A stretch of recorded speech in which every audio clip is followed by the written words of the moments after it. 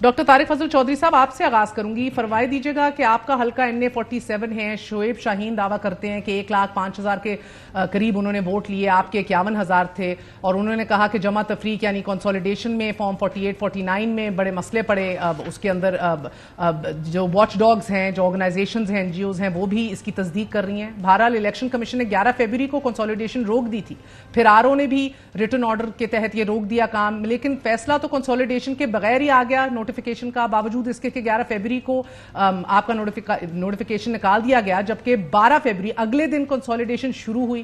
یعنی کنسولیڈیشن بعد میں ہوئی، نوٹیفیکیشن پہلے جاری ہوا. کیا to begin with was this not enough grounds to subside the notification جس کے اوپر آپ MNA؟ جی بہت شکریہ آپ کا صاحبہ. پہلے تو میں آپ کا شکریہ ادا کرتا ہوں کہ آپ نے اس حوالے سے یہ جو ایک آپ نے الیکشن کے ایک تنازع کا ذکر کیا اسلام آباد کی، اس میں مجھے بھی آپ نے اپنے پروگرام میں لیا. اس کی وجہ یہ ہے کہ میں نے آپ کے چینل پہ بھی اور باقی چینلز پہ بھی دیکھا کہ بغیر ہمیں کنسلٹ کیے ہوئے وہ ہمارے خلاف یک طرفہ جھوٹ پہ مبنی خبریں جو ہے وہ پھیلائی جا رہے ہیں، اور ہمارا موقف اس پہ انہوں نے نہیں لیا. تو جن جن چینلز نے ہمیں یا پوچھا یا ہم سے ہمارا پوائنٹ آف ویو لیا، میں ان کا شکریہ ادا کرتا ہوں، اور آپ کا بھی میں اس حوالے سے شکر گزار ہوں. اچھا، اب بات یہ ہے جی کہ جہاں تک دعووں کا تعلق ہے، آپ کو پتہ ہے دعوے تو ہر الیکشن میں ہر ہارنے والے امیدوار کی طرف سے ہوتے ہیں. فیصلہ جو ہے وہ ہمیشہ حقائق پہ ہوتا ہے. 2018 کے الیکشن میں جو اعتراضات تھے الیکشن کے اوپر، ان کی تعداد پٹیشنز کی 2024 کے الیکشن سے زیادہ ہے. یعنی اس الیکشن میں جو اعتراضات ہارنے والے امیدواروں نے اٹھائے تھے وہ 2024 میں کم ہے، اور 18 میں زیادہ اعتراضات اٹھائے گئے تھے.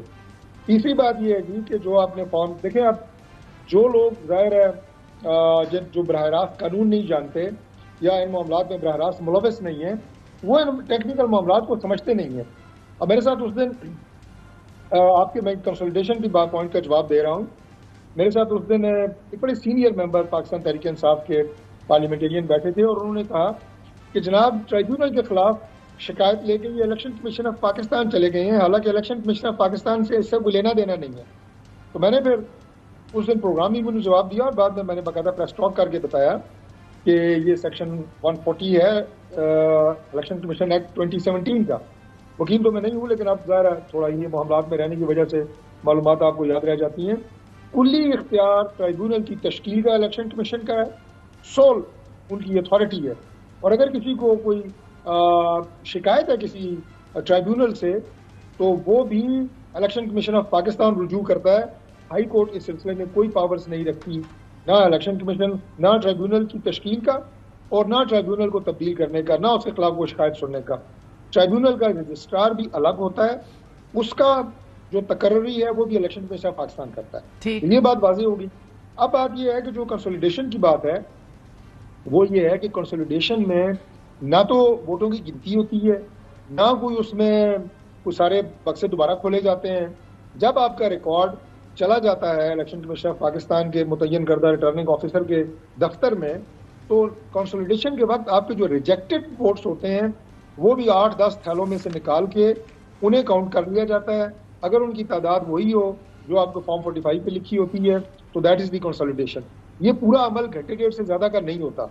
جس کو جیسے میں نے کہا کہ ان کا یہ اعتراض ECP کیوں گئے ہیں جی ٹرائیبیونل کے خلاف، یہ بھی لوگوں کو غلط تاثر دینا ہے کہ کنسولیڈیشن کوئی بہت بڑی چیز ہے اور اس کے نتیجے میں الیکشن کا کوئی رزلٹ جو ہے وہ بنتا ہے یا تبدیل ہوتا ہے.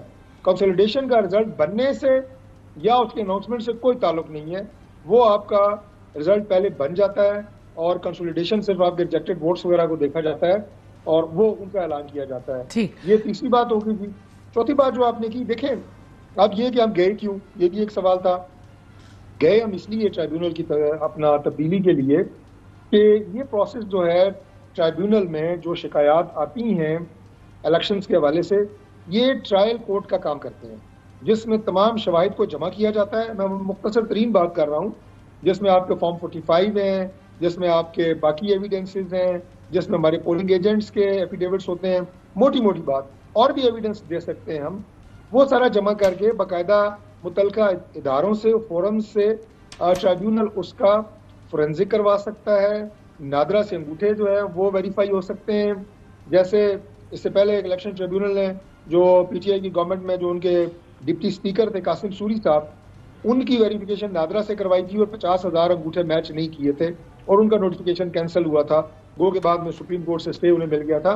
تو یہ ویریفیکیشن وہاں پہ ہوتی ہیں.